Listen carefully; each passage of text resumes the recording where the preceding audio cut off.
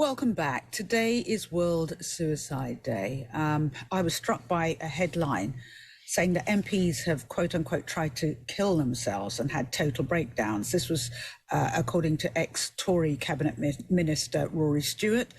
He was talking about the almost sustainable pressures of the job, feeling that you have to be a certain way, say certain things that you don't in your core and your soul feel are true, wearing a mask, I guess. When you look at the fact that suicide is the leading cause of death for men under the age of 45 in the UK, I thought it a very poignant message. It wasn't linked to World Suicide Day. I did, however, think it was a really poignant message.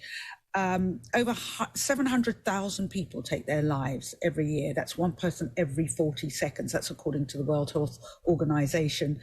115 people die by suicide in the UK every week, 75% of those deaths being male, 1 in 5 people having suicidal thoughts. Now, here's the thing. People have often used to say, talking about suicide makes it worse. It doesn't. Not talking about it actually makes it worse.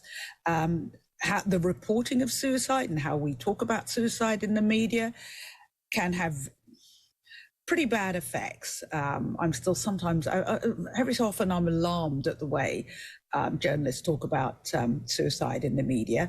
That's because way back I've been a mental health, worked in the mental health area for many, many years. And in Australia as a government advisor on mental health, I actually worked with journalists through their Australian Journalists Union about the reporting of suicide.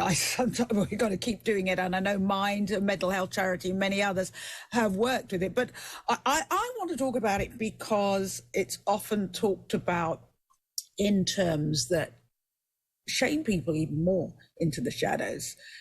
Don't get people saying, I'm not coping. Especially men, when you look at that fact that it's the leading cause of death for men under 45. Don't you find that alarming? So if you do want to get involved in this conversation, because sometimes it's a friend, it's somebody, you might not want to say it's you, you might have an experience of a loved one who took their own lives. I certainly did. The reason I got involved in mental health is because in 1988, my kid sister took her own life. And when it happens, it absolutely decimates families. I'm not taking away from what the person themselves goes through, but it is a very complicated subject. It's a very deep subject, but it's one that we need to talk about.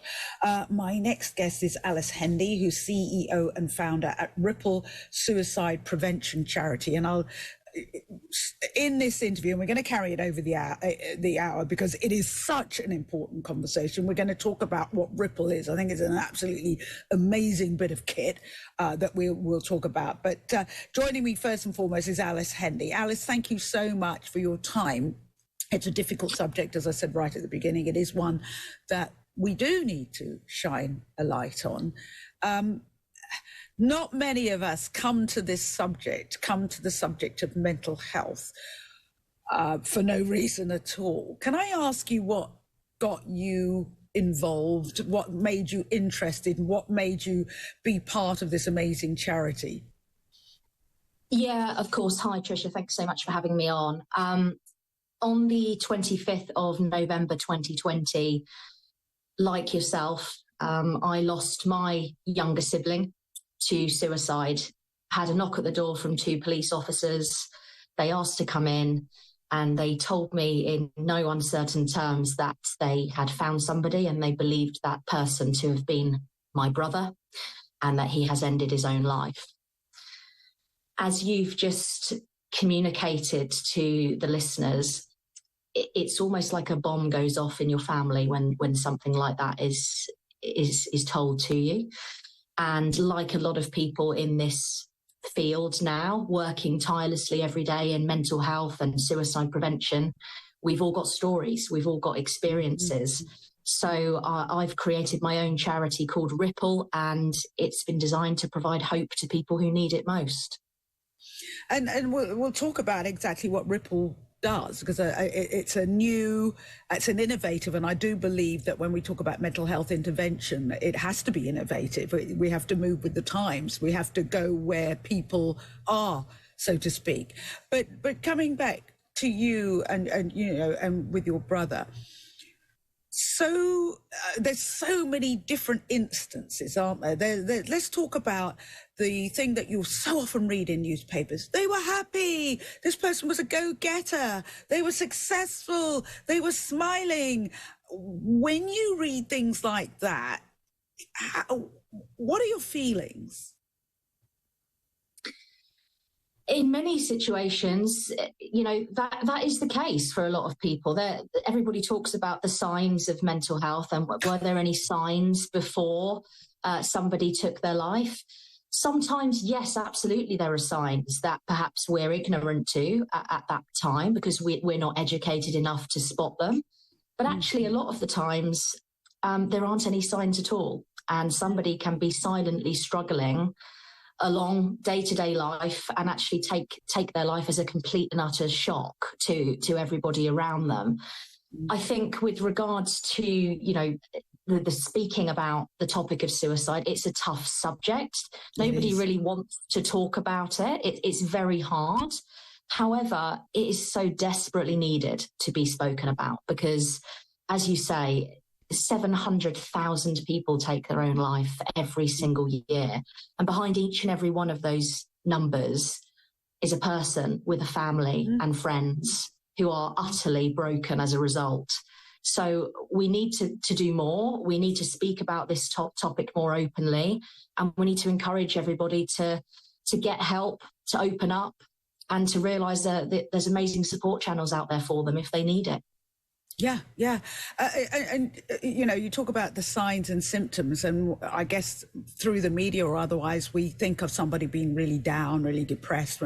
As, you know, as we've just mentioned, you can seem like you're skidding, you're running on empty. You can be over happy, overconfident. I think for people who are close to people like that, they see things that might be a little bit off, but they're frightened of bringing up the subject of anything that's down. And I'm going to be a little bit contentious here and say it's even more difficult with men and of certain age groups to actually be honest. I mean, the number of men who are clearly might be struggling, I'm not saying it's not women as well, but clearly struggling. But if you ask them, you know, how are you doing? Oh, I'm fine. You know, they cannot go there. So a lot of people are going to say, well, what do? I know something's off, but this person is giving me the, onwards and upwards and the, you know, how do you even open a conversation in those situations?